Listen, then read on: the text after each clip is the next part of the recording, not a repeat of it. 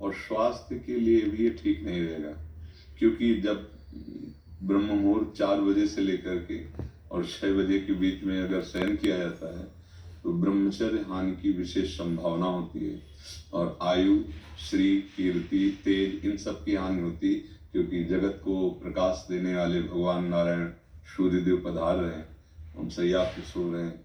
हमने तो गांव में भी देखा है कि 4 बजे कोलाहल शुरू हो जाता है, सब जग जाते हैं। विद्यार्थी सोच स्नान 9:15 बजे, हम 9 बजे जगते हैं, वो विद्यार्थी ने बताया।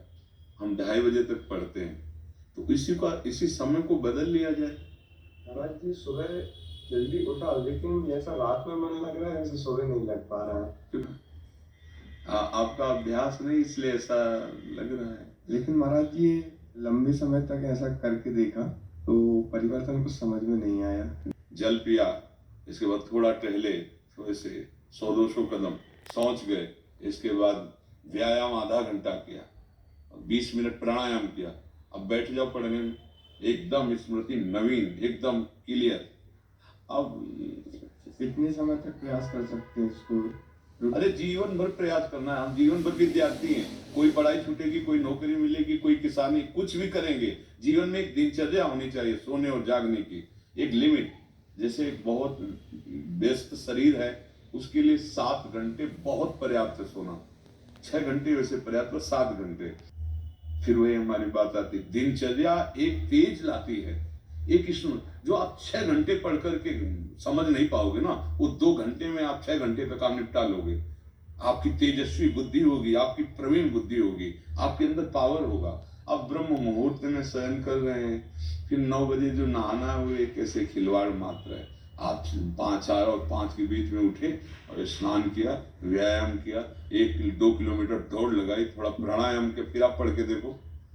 पर अभ्यास, अच्छा सात्विक भोजन, कुछ दिन अभ्यास। अब जैसे अपने लोग, सूर्य उदय हो रहा है, आप शयन कर रहे हो, ये ठीक नहीं। कभी ऐसा हो जाए अचानक, वो बात अलग, लेकिन दिनचर्या ऐसी, आप 2:30 बजे तक जग रहे हैं, फिर इसके बाद आप तो आपके स्वास्थ्य में भी फर्क पड़ेगा, आपकी बुद्धि में भी फर्क पड़ेगा, आपके तेज में भी फर्क पड़ेगा। आज हम बुद्धिमानी समझ रहे हैं धन कमाना, केवल भोगों को भोगना बुद्धिमानी समझ रहे हैं। यही बुद्धिमानी मानी जाती है।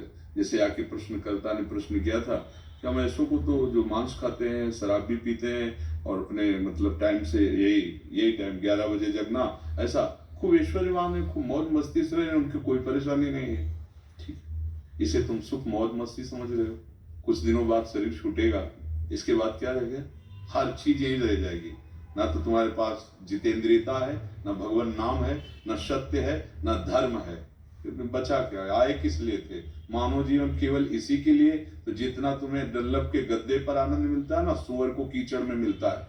जितना तुम्हें अपनी भाजा पे, उतना उसको अपने संभोग में मिलता है। जितना तुम्हें अपने बच्चे प्यारे, उसको अपने बच्चे वैसे ही प्यारे। जितना तुम्हें सांसारिक सुख, वो वैसे बिष्ठा। तुम्हें रबड़ी रसगुल्ला जैसे अच्छा लगता है, उसको बिष्ठा और ये सब अच्छे लगते हैं। अंतर क्या रह गया? पशु में हमारे में अंतर क्या रह गया?